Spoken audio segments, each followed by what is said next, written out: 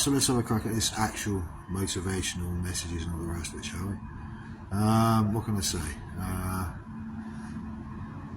I sleep in a doorway, yeah, and yet I get up every day. I roll my stuff up, I pick my bags up, I walk down the street, I get greeted, I get hellos, I get everything, you know. I don't get looked down on, and I don't get mistreated, you know. I could be one of the lucky ones in the world, I really don't know. I'm not saying that what I do is glamorous, and I'm standing up, so this could be a little bit more motivational.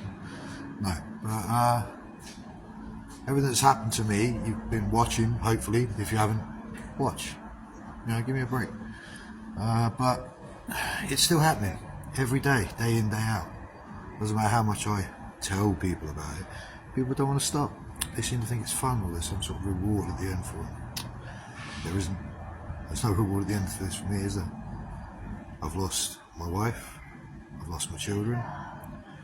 I'm not so bothered about my friends, I'm not going to appreciate it like that, but you know, I have very few good friends, a lot of acquaintances, and a lot of fair weather friends who are there when they want something and not around when you need their help.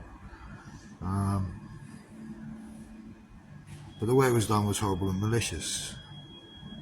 I think the problem is it happens to too many men in this country. I'm not saying, you know, all men are innocent, because we're not, let's face it. I'm not going to sit here and apologise for my gender because I'm just one. But I've got to be fair. Doesn't matter what I do and how much I show people everything and prove everything and all the rest of it, I'm never going to get my life back the way it was.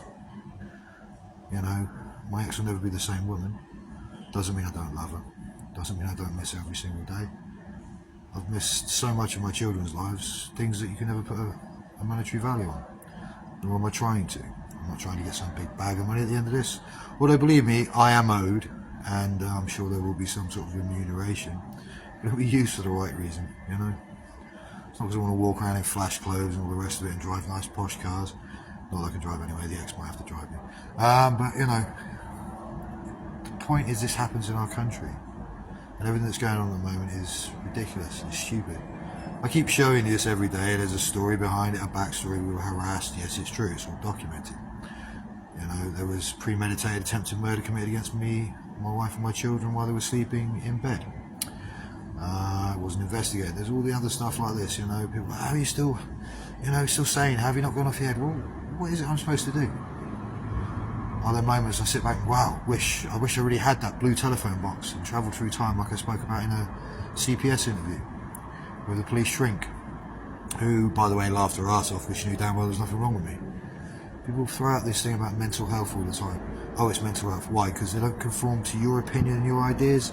That's your mental health. That's your arrogance. That's your belief, your paranoia that the world's all about you.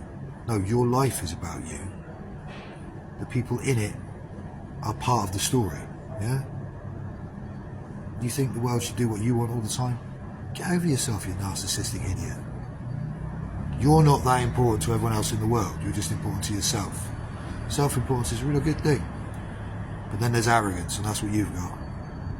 And arrogance turns into bullying. And bullying turns into coercion and control. And that ruins people's families.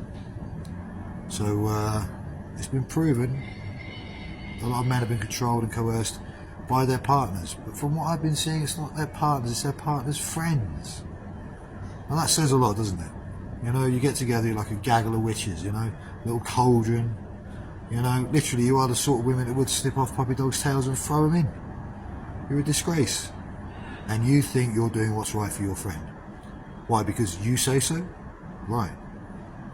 And your friend is the one who ends up getting battered by all the legal problems, and their children never see their fathers again, or if they do, it's only because it's agreed through courts rather than them being amicable and the rest of it. This should never have happened the way it did.